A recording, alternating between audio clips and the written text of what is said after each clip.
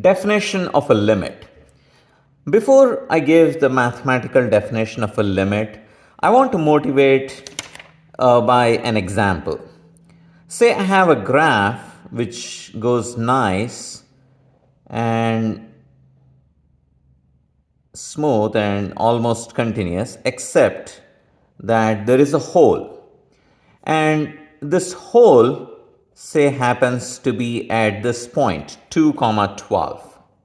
So on the coordinate plane, when x is 2, y is 12. But if there was no hole, then, so say this is the graph of f of x, then you would say f of 2 is equal to 12. But now f of 2 is not even defined. This function 2 is outside the domain because there is a hole. But we still want to say that whenever x approaches 2, then f of x approaches 12. So here you can see whenever x is less than 2, so when x is 1.9, maybe this is the point. This is 1.9 and f of 1.9. But as you get closer to 2, say 1.99 might take me closer to this point. This may be 1.99. And if I get even closer to 2, say 1.999, I might actually get even closer to that point. Now, in the same way, from the other direction, if x is more than 2, say 2.1, I might be here. So this point might correspond to f of 2.1 and f of 2.1. Now, if I get closer, 2.01 will bring me closer to this point. So this is what I want to say. So here, even though f of 2 is not defined, I want to say that limit x approaches 2, f of x is equal to 12. And how do I want to say that? I want to say by using the idea of distances as I'm getting closer and closer to 2. So this is my number line or x-axis. If this is 2, and as I approach 2 from the left, so maybe this is the first 1.9, this is 1.99 maybe, and then 2.1, 2.01. So as you approach 2, as the distance between x and 2 is getting smaller and smaller, the distance between the y values, between 12 and the function values, are also getting smaller and smaller. And what in mathematics captures the distance concept? It's the absolute value. So whenever you write absolute of x minus 2, this is the same as the distance between x and 2.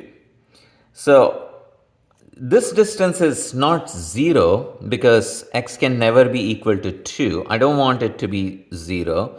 But whenever I have this and less than some smaller number, say delta, that means I want the distance between the function values and 12 to be less than some smaller value.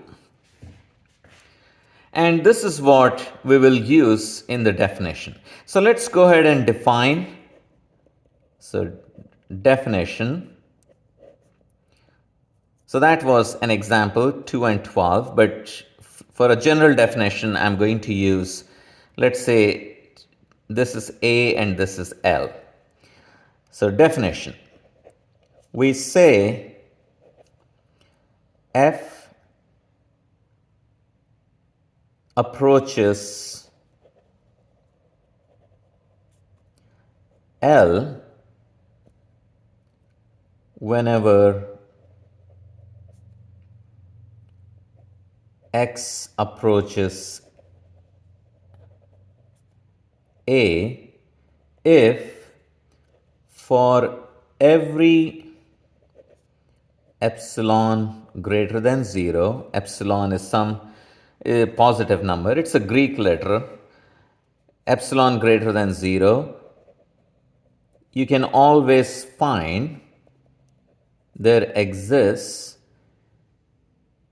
a number, a real number, positive, delta greater than 0, such that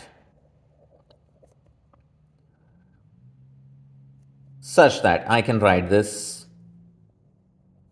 conclusion. 0 less than absolute of x minus a less than delta implies absolute of f of x minus L is less than epsilon. Now your function values can be equal to L. So we don't have 0 less than, we have only this inequality. So that's the definition of a limit. What is it? It says for every epsilon greater than 0, there exists a number delta greater than 0 such that whenever you have this, then your function values are closer to L. They are within epsilon distance of L.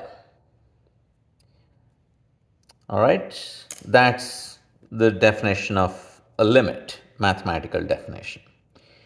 And we'll define more kinds of limits like one-sided limits in the next video. So thank you very much. I'll see you there. Bye-bye.